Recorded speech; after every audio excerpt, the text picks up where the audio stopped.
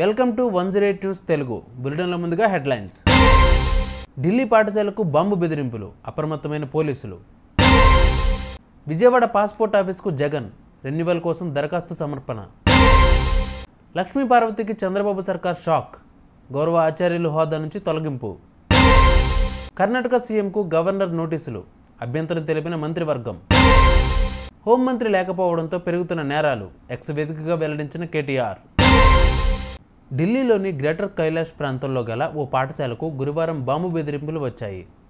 సమాచారం అందిన వెంటనే సదరు పాఠశాల వద్దకు వెళ్లి తనిఖీలు చేపట్టినట్టు వెల్లడించారు పోలీసులు. అయితే ఆ తనిఖీల్లో ఎలాంటి అనుమానాస్పద వస్తువు లభించలేదన్నారు. ఈ మేరకు ఘటనపై కేసు నమోదు చేసి దర్యాప్తు చేపట్టినట్టు తెలిపారు. ఈ మెయిల్ ఆధారంగా ఆగంతుకులను పట్టుకునే ప్రయత్నం చేస్తున్నట్లు చెప్పారు. మాజీ CM Jaganmohan Reddy passport renewal కోసం దరఖాస్తు చేసుకున్నారు. ఈ మేరకు గురువారం సాయంత్రం 5:30 సమయంలో తన భార్య వైఎస్ భారతితో కలిసి విజయవాడ బందరు రోడ్డులోని పాస్పోర్ట్ ఆఫీస్కు వెళ్లారు. రెన్యువల్ ప్రక్రియ ముగిసిన అనంతరం 5:50 సమయంలో అక్కడి నుంచి నేరుగా తాడేపల్లి నివాసానికి వెళ్లిపోయారు. వైఎస్ జగన్ వెంట మాజీ మంత్రి వెల్లంపల్లి శ్రీనివాస్, ఎమ్మెల్సీ రఘురాం, మాజీ ఎంపీ సురేష్, మాజీ ఎమ్మెల్యే మల్లాది విష్ణు, దేవినేని అవినాష్, ఇతర నాయకులు ఉన్నారు. రాష్ట్రంలో అధికార మార్పిడి తర్వాత వైఎస్ జగన్ హయాంలో కీలకంగా వ్యవహరించిన నేతలు, అధికారులపై చర్యలు తీసుకునే కార్యక్రమం జరుగుతోంది. ఈ నేపథ్యంలో వైఎస్ జగన్ హయాంలో తెలుగు అకాడమీ చైర్పర్సన్గా బాధ్యతలు నిర్వహించిన నందమూరి లక్ష్మీ పార్వతికి చంద్రబాబు సర్కార్ షాక్ ఇచ్చింది. లక్ష్మీ పార్వతి విషయంలో ఆంధ్ర యూనివర్సిటీ కీలక ప్రకటన విడుదల చేసింది.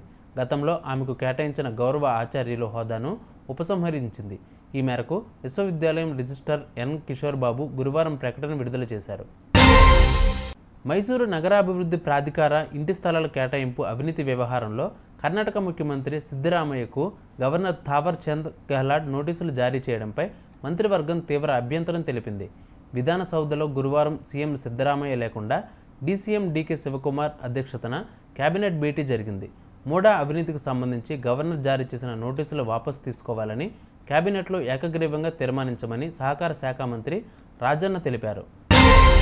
తెలంగాణలో ప్రభుత్వం ఏర్పడి 8 నెలలు గడిచినా రాష్ట్రానికి హోంశాఖ మంత్రి లేకపోవడం ఏంటని బీఆర్ఎస్ వర్కింగ్ ప్రెసిడెంట్ కేటీఆర్ ప్రశ్నించారు. ఇది నేరాలు పెరగడానికి కారణమవుతోందని అన్నారు. రాష్ట్రంలో ఇటీవల మహిళలపై జరుగుతున్న లైంగిక వేధింపులు తీవ్ర ఆందోళన కలిగిస్తున్నాయని కేటీఆర్ ఎక్స్లో పేర్కొన్నారు. కేవలం 48 గంటల్లోనే సామూహిక అత్యాచారాలు, దాడులు సహా 4 దారుణ ఘటనలు జరగడం సిగ్గుచేటన్నారు. శాలిగౌరారం, నిర్మల్, పుష్పాలగూడలో జరిగిన దారుణ ఘటనలపై తక్షణమే చర్యలు తీసుకోవాలని కోరారు. దోషులను కఠినంగా శిక్షించాలని, మహిళల భద్రతకు ప్రభుత్వం చర్యలు చేపట్టాలని డిమాండ్ చేశారు కేటీఆర్. చూసారుగా, ఇవి వాళ్ళ బులెటిన్ అప్డేట్స్. మరిన్ని అప్డేట్స్తో మళ్ళీ మీ ముందుకు వస్తాను. అంతవరకు కీప్ వాచింగ్ 108 న్యూస్ తెలుగు.